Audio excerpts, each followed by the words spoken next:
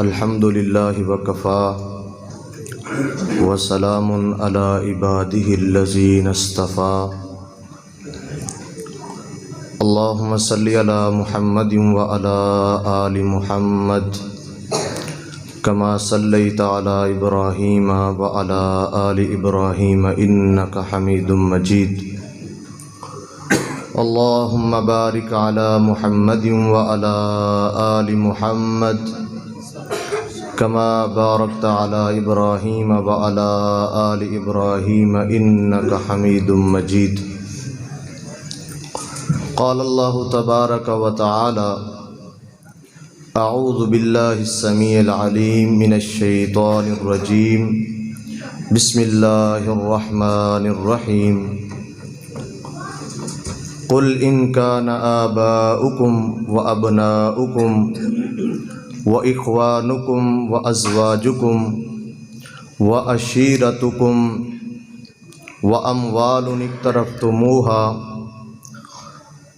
وتجارة تخشون كسادها ومساكن ترضونها أحب إليكم من الله ورسوله وجهاد في سبيله فتربصوا حتى يأتي الله بأمره واللہ لا یہدی القوم الفاسقین رب اشرح لی صدری ویسر لی امری واحلل عقدۃ من لسانی یفقہوا قولی رب زدنی علما رب زدنی فہما۔ ہمہ قسم کی حمد و ثنا اللہ رب العالمین کی ذات پاک کے لیے خاص ہے، جو اس کائنات کا خالق، مالک، داتا اور رازق ہے۔ جائز اور مسنون درود و سلام امام الاولین والآخرین، پوری کائنات کے سردار پیغمبر خاتم النبیین جناب محمد الرسول اللہ صلی اللہ علیہ وآلہ وسلم کی ذات گرامی پر۔ ذی وقار معزز سامعین حضرات اور معزز مشائخ اعظام، آج کی اس بڑی بابرکت محفل اور بارونق پروگرام کے اندر چند گزارشات بطور سبق کے آپ کے سامنے رکھنا چاہتا ہوں۔ پیغام مصطفیٰ صلی اللہ علیہ وآلہ وسلم کانفرنس کا عنوان ہے، اس کا ایک پہلو رسول اکرم صلی اللہ علیہ وآلہ وسلم کے ساتھ محبت، اس حوالے سے چند باتیں رکھوں گا کہ حب رسول کیوں اور کیسے۔ یاد رکھیے، محبت انتہائی پاکیزہ جذبے کا نام ہے۔ الگ بات ہے کہ ہمارے معاشرے کے اندر محبت کا وہ معیار یا محبت کو ان معانی کے اندر نہیں لیا جاتا جو اصلاً اس سے مقصود اور مطلوب تھے، وگرنہ محبت اگر حقیقت میں اپنے مقصود اور مطلوب کے مطابق کی جائے تو یہ ایک بہت بڑی عبادت ہے۔ ایک انسان کے فرائض کے اندر سب سے پہلا فرض یہ ہے کہ اس کے دل کے اندر اللہ رب العالمین کی محبت ہونی چاہیے۔ اس کے بعد رسول اکرم جناب محمد الرسول اللہ صلی اللہ علیہ وسلم کی محبت ایک انسان کے دل میں ہونا فرض ہے، ضروری ہے۔ اللہ رب العالمین نے قرآن مجید کے اندر سورۃ توبہ کے اندر یہ بات ارشاد فرمائی ہے کہ اگر تمہارے آباء و اجداد، تمہاری اولادیں، تمہارے بھائی، تمہاری بیویاں اور تمہارے خاندان، رشتہ دار اور تمہارے مال و متاع، تمہاری تجارتیں اور تمہاری بڑی بڑی بلڈنگیں، کوٹھیاں، اگر یہ تم کو اللہ کے رسول سے اور اللہ کے راستے میں جہاد سے زیادہ پسند ہیں، زیادہ محبوب ہیں، فتربصوا حتی یأتی اللہ بامری، پھر اللہ کے عذاب کا انتظار کرو کہ کہیں اللہ کا عذاب نازل نہ ہو جائے۔ اتنی ضروری ہے محبت اللہ اور اس کے رسول کے ساتھ۔ اور یاد رکھیے محبت کتنا افضل عمل ہے، یہ ایمان کا جز ہے۔ جس طرح کہ امام بخاری رحمہ اللہ نے اپنی صحیح بخاری کے اندر یہ عنوان قائم کیا، حب النبی من الایمان، نبی اکرم صلی اللہ علیہ وسلم کے ساتھ محبت رکھنا، آپ کے ساتھ پیار کرنا، یہ ایمان کا حصہ ہے، یہ ایمان کا جز ہے۔ اور نبی علیہ الصلوۃ والسلام نے فرمایا، من اعطى للہ، من احب للہ وابغض للہ واعطى للہ ومنع للہ فقد استکمل الایمان، جس شخص نے اللہ کی رضا کی خاطر محبت کی، جس شخص نے اللہ کی رضا کے لیے کسی سے ناراضگی اور بغض رکھا، اللہ کے لیے کسی کو کچھ دیا، اللہ کی رضا کے لیے ہی کسی سے کچھ منع کر دیا، روک لیا، فقد استکمل الایمان، اس بندے نے مکمل ایمان کو حاصل کر لیا ہے۔ کیا مطلب؟ محبت بہت پاکیزہ ایک جذبہ ہے، اور آپ حیران ہوں گے اللہ رب العالمین اس کے بارے میں کیا فرماتے ہیں، احادیث قدسیہ ہے۔ اللہ قیامت والے دن یہ آواز لگائیں گے، این المتحابون فی جلالی، میری رضا کی خاطر محبت کرنے والے کہاں ہیں؟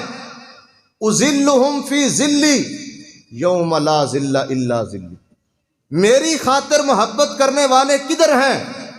میں ان کو اپنے عرش کا سایہ دوں، جس دن اللہ کے عرش کے سائے کے علاوہ کوئی سایہ نہیں ہوگا۔ اس دن اللہ کی رضا کی خاطر محبت کرنے والوں کو اللہ اپنے عرش کا سایہ نصیب فرمائے گا۔ اور وہ روایت آپ نے مشہور سنی ہے، 7 بندوں کو اللہ اپنے عرش کا سایہ دے گا، ان میں سے ایک دو وہ شخص ہیں جو ہمیشہ آپس میں اللہ کے لیے محبت کرتے ہیں، اللہ کے لیے جدا ہوتے ہیں۔ اور محبت اللہ کی رضا کے لیے کرنا کتنا پاکیزہ اور کتنا بڑا عمل۔ اللہ کے نبی نے فرمایا، قیامت والے دن لہم منابر من نور، اللہ ان کے لیے نور کے ممبر قائم کرے گا، نور کے ممبر لگائے گا، اور وہ ان ممبروں پر براجمان ہوں گے۔ یغبطہم النبیون والشہداء، اللہ کے نبی اور اللہ کے راستے میں جانے دینے والے ان لوگوں پر رشک کریں گے کہ ہمیں بھی اللہ یہی مرتبہ عطا فرما۔ حالانکہ انبیاء کا، شہداء کا بڑا مرتبہ ہے، لیکن یہ ایک محبت کی اہمیت کو بیان کرنے کا انداز ہے کہ یہ کتنا پاکیزہ جذبہ ہے۔ اور ہماری مجالس، ہماری یہ محافل آئے دن منعقد ہوتی رہتی ہیں، اگر ان کے اندر اخلاص اور وہ محبت آ جائے تو ہم یقیناً اللہ کی محبت کو حاصل کر سکتے ہیں۔ نبی علیہ الصلوۃ والسلام نے فرمایا، اللہ فرمائیں گے، وجبت محبتی للمتحابین فیہ والمتجالسین فیہ والمتزاورین فیہ والمتزابرین فیہ۔ اللہ فرماتے ہیں کہ ان لوگوں کے لیے میری محبت واجب ہو جاتی ہے، میں ان کا محب اور وہ میرے محبوب بن جاتے ہیں، جو صرف میری رضا کی خاطر بیٹھتے ہیں، مجلس میں بیٹھتے ہیں، ایک دوسرے کی زیارت کرتے ہیں، صرف میری رضا کی خاطر، کوئی اور دنیاوی مقصد نہیں ہے، کوئی غلط مقصد نہیں، صرف میری رضا کی خاطر۔ ایسے لوگوں کے لیے اللہ کی محبت واجب ہو جاتی ہے۔ اس لیے میرے بھائیوں، یہ محبت بہت پاکیزہ جذبہ ہے۔ رسول اکرم صلی اللہ علیہ وسلم انسانوں میں سے سب سے زیادہ اس بات کے حقدار ہیں کہ آپ علیہ الصلاۃ والسلام کے ساتھ انسان محبت کرے۔ اور یاد رکھیے اس کی وجہ کچھ تو ہمیں شریعت سے بھی اس کی چیزیں ملتی ہیں، اور اس کے علاوہ ہمارے معاشرے کے اندر، ہماری طبیعتوں کے اندر بھی کچھ ایسی چیزیں ہوتی ہیں جن کی وجہ سے ہم لوگوں سے پیار اور محبت کرتے ہیں۔ کسی کے ساتھ محبت اس کے جمال کی وجہ سے، خوبصورتی کی وجہ سے، کمال کی وجہ سے، احسان کی وجہ سے، نیکی کی وجہ سے کرتے ہیں۔ اگر ہم یہ چیزیں دیکھیں تو سب سے بڑھ کر یہ تمام چیزیں ہمارے پیارے نبی مکرم صلی اللہ علیہ وسلم کے اندر موجود نظر آتی ہیں۔ ہمارے نبی پوری کائنات سے خوبصورت، صحابہ فرماتے ہیں کأن الشمس تجری فی وجہی، رسول اللہ اتنے خوبصورت ایسے جیسے چاند رسول اللہ کے چہرے پہ چلتا ہے، چاند کی طرح چمکتا ہوا ہمارے نبی کا چہرہ۔ اور صحابہ کرام آئے گاہے بگاہے نبی علیہ السلام کی خوبصورتی کے ترانے گاتے رہتے تھے۔ حضرت حسان بن ثابت، اس کے علاوہ دیگر صحابہ، نبی پاک کی پیاری بیوی سیدہ عائشہ رسول اللہ کی خوبصورتی بیان کرتی ہیں۔ تو سب سے بڑھ کر خوبصورت ہمارے نبی مکرم صلی اللہ علیہ وسلم۔ اگر معیار محبت خوبصورتی کو قرار دیا جائے تب بھی ہمارے نبی ہی سب سے زیادہ حقدار ہیں محبت کے۔ اور اگر کمال کی بات آئے تو سب سے کامل ہمارے پیارے نبی جناب محمد الرسول اللہ صلی اللہ علیہ وسلم ہیں، جو ہر لحاظ سے کامل اور اکمل ہیں۔ اللہ نے نبی کریم صلی اللہ علیہ وسلم کی ذات کو بھی اور آپ کو صفات کے لحاظ سے بھی بڑا باکمال بنایا۔ بشروں میں سے سب سے افضل ترین بشر ہمارے نبی صلی اللہ علیہ وسلم ہیں۔ اور اگر احسان کی بات کی جائے تو اللہ نے رسول اکرم صلی اللہ علیہ وسلم کو اس دنیا کے اندر مبعوث فرما کر پوری کائنات پر بہت بڑا احسان فرمایا۔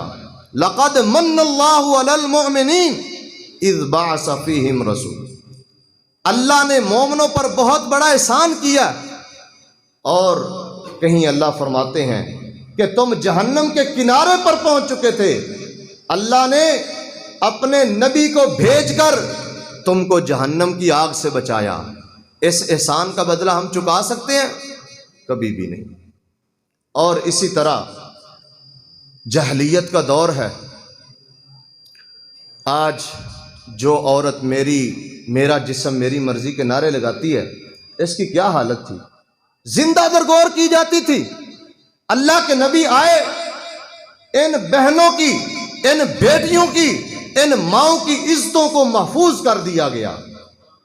اور یاد رکھیے جاہلیت کے اندر اگر کوئی شخص فوت ہو جاتا تو اس کی اولاد اس شخص کی بیویوں میں سے سب سے زیادہ خوبصورت بیوی کے ساتھ نکاح کر لیتی تھی۔ یہ اسلام ہے، یہ رسول اکرم کی ذات مبارکہ ہے، جن کو مبعوث فرما کر اللہ تعالیٰ نے عورت کو عزت بخشی ہے، احترام بخشا، ماں کا درجہ دیا، سمجھایا، اور اللہ نے اپنی پاکیزہ جنت ان کی خدمت کے اندر رکھ دی ہے۔ اور اس وقت تو حالت یہ تھی، سنن دارمی کی روایت کے مطابق یربی کلبہ ویقتل ولدہ، لوگ اپنے کتوں کو پالا کرتے تھے، اپنے بچوں کو ذبح کرتے تھے، قتل کر دیا کرتے تھے۔ یہ حالت رسول اکرم صلی اللہ علیہ وسلم نے آ کر یہ کتا کلچر ختم کیا ہے۔ آج ہمارے اس دور کے اندر بھی آپ دیکھتے ہیں جن کو ہم بڑا صاحب اقتدار سمجھتے ہیں، بڑے مال و متاع والے، عیش و عشرت والے سمجھتے ہیں، وہ خود کتے پالتے ہیں اور ان کی اولادیں کوئی اور پال رہا ہے۔ حالت یہ ہے، لیکن ہمارے نبی مکرم صلی اللہ علیہ وسلم نے اس کتا کلچر کو ختم کیا اور عورت کو عزت بخشی ہے۔ یہ احسان بھی اس بات کا تقاضا کرتا ہے کہ رسول اکرم صلی اللہ علیہ وسلم کے ساتھ سچے دل کے ساتھ، اخلاص کے ساتھ محبت کی جائے۔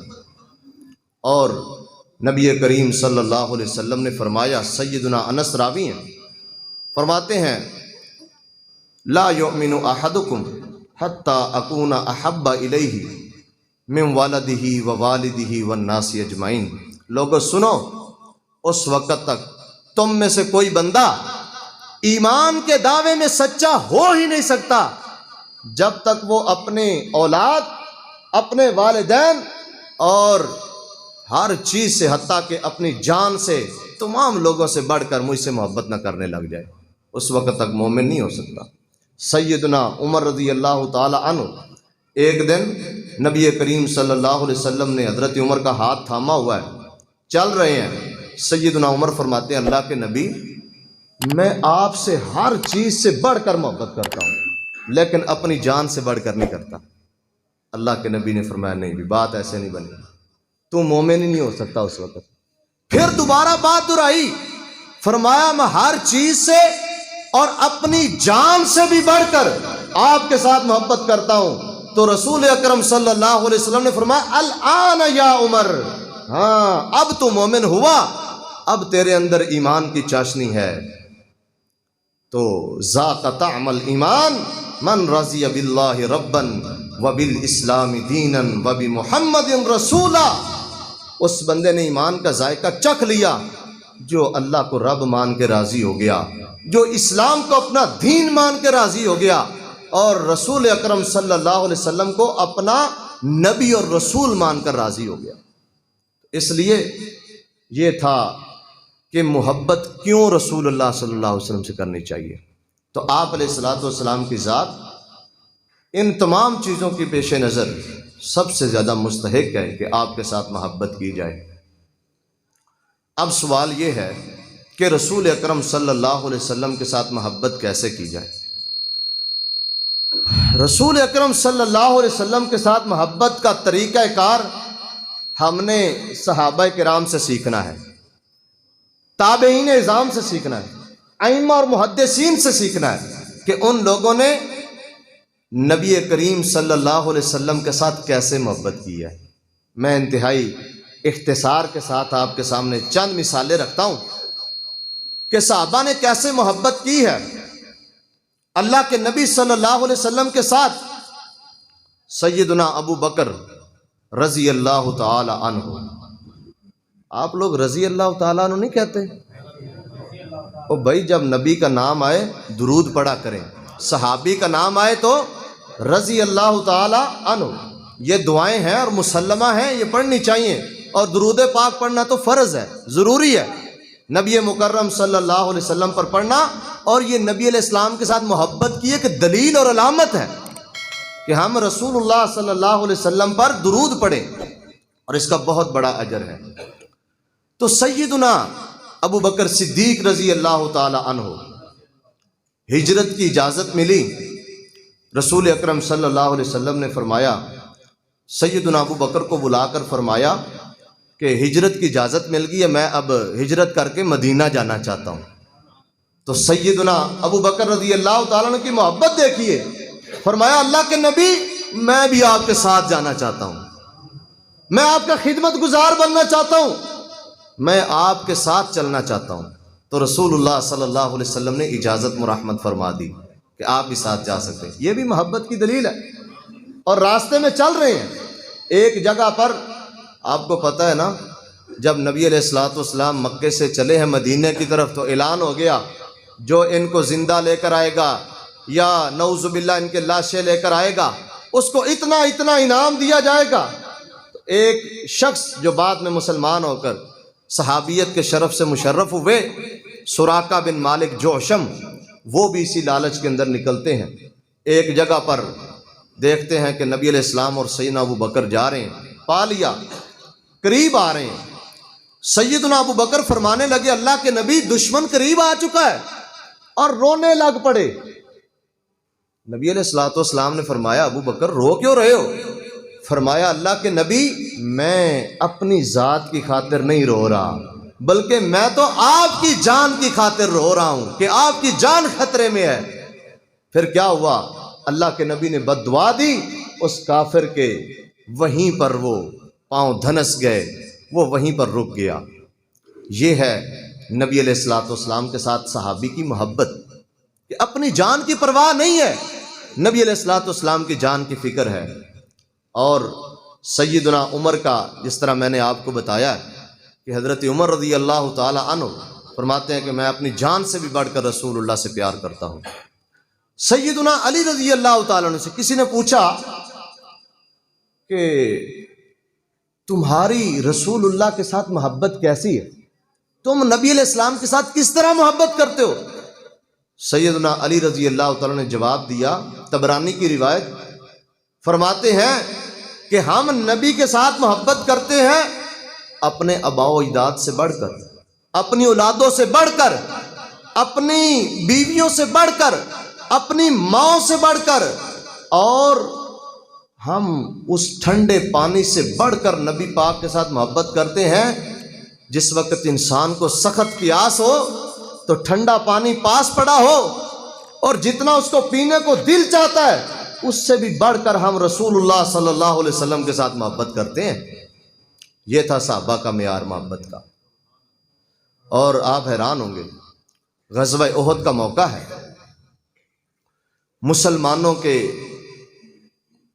کافروں کے ساتھ یہ بڑا سخت معرکہ ہوا ہے، اور مسلمانوں کا کافی اس کے اندر نقصان بھی ہوا، جانی طور پر بھی۔ اور سب سے بڑھ کر یہ بات کہ رسول اللہ صلی اللہ علیہ وسلم کی ذات مبارکہ تک کافروں کو رسائی حاصل ہوگی، وہ رسول اللہ صلی اللہ علیہ وسلم تک پہنچ گئے۔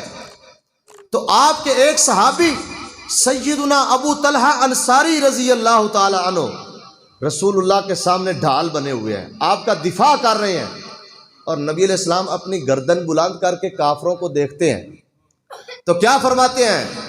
اللہ کے نبی بھی ابی امی وانت، میرے ماں باپ آپ پر قربان ہو جائیں، لا تشرف، آپ گردن اٹھا کر نہ دیکھیے، نہری دون نہری کا، میرا سینہ آپ کے سینے کے سامنے حاضر ہے، یہ تیر و تلوار کے زخم کھانے کے لیے میرا سینہ حاضر ہے، میری جان حاضر ہے، آپ پیچھے رہیے۔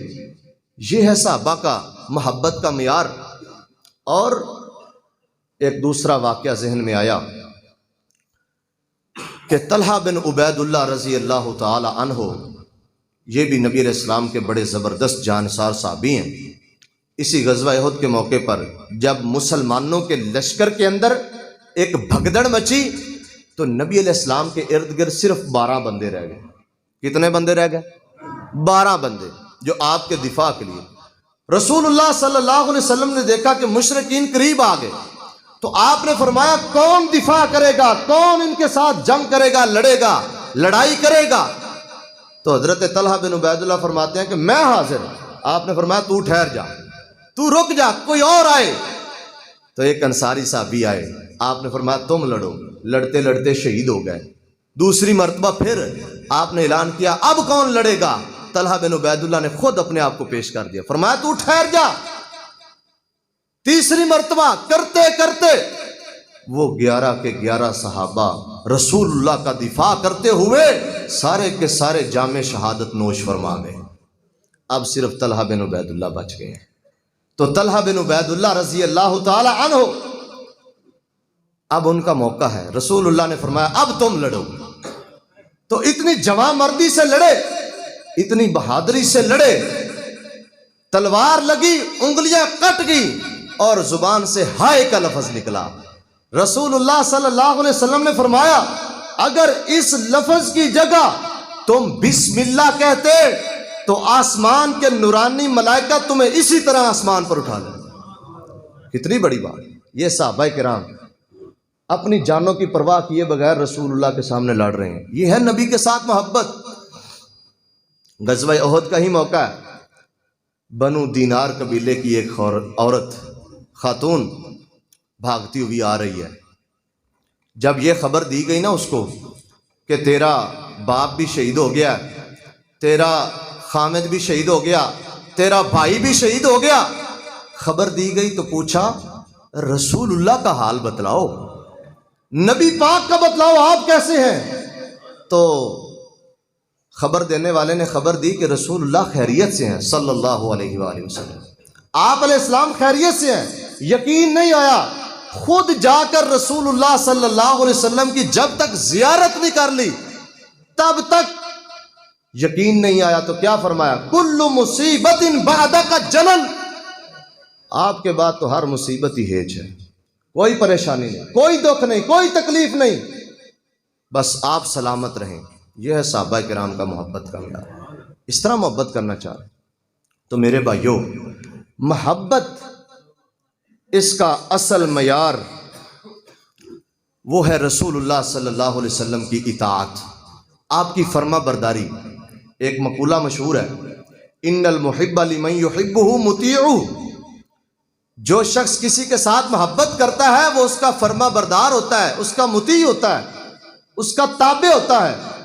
رسول اللہ صلی اللہ علیہ وسلم کے صحابہ ساری زندگی نبی پاک کی اطاعت میں گزار دی ہے، رسول اللہ سے ایک قدم بھی آگے نہیں بڑھے. اور الحمدللہ آج اس دنیا کے اندر اہل حق کی وہ جماعت، وہ آپ لوگ ہیں جنہوں نے ساری محبتیں، ساری عقیدتیں رسول اللہ کی سنت پر قربان کر دی ہیں. تو میرے بھائیوں، اس کا اصل معیار رسول اللہ کی اتباع ہے، آپ کی فرما برداری ہے.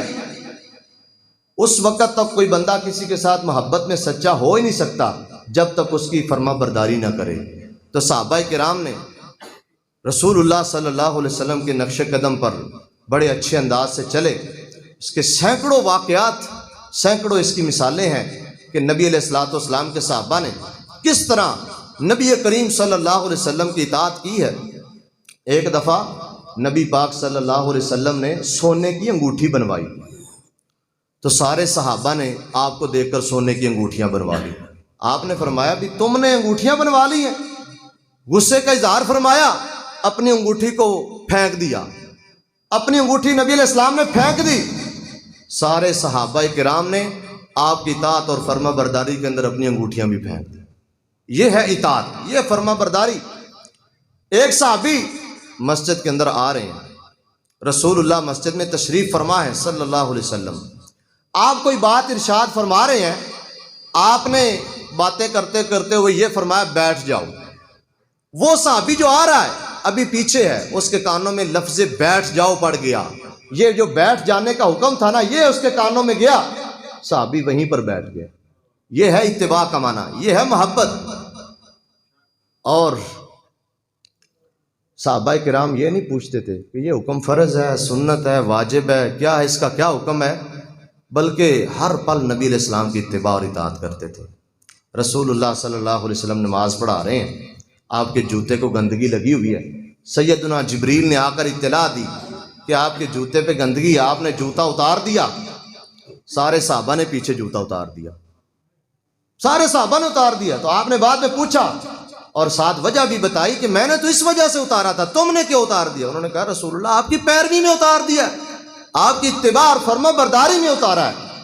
تو اس لیے میرے بھائیوں، ہم اس وقت تک مومن نہیں بن سکتے، اس وقت تک صحیح معنوں میں مسلمان کہلوانے کے حقدار نہیں ہو سکتے جب تک ہم ساری کائنات سے بڑھ کر، اپنی جان سے بڑھ کر نبی کریم صلی اللہ علیہ وسلم کے ساتھ محبت نہ کر لیں. وقت انتہائی مختصر ہے، مشائخ اعظام تشریف فرما ہے. اللہ کریم سے دعا ہے کہ اللہ کریم ہمیں ہر چیز سے بڑھ کر رسول اللہ صلی اللہ علیہ وسلم کے ساتھ محبت کرنے کی توفیق دے، اور آپ کے ساتھ محبت کے تقاضوں کو پورا کرنے کی توفیق عطا فرمائے. جو درست بیان کیا اللہ کی طرف سے، جو غلطی تھی وہ میری طرف سے.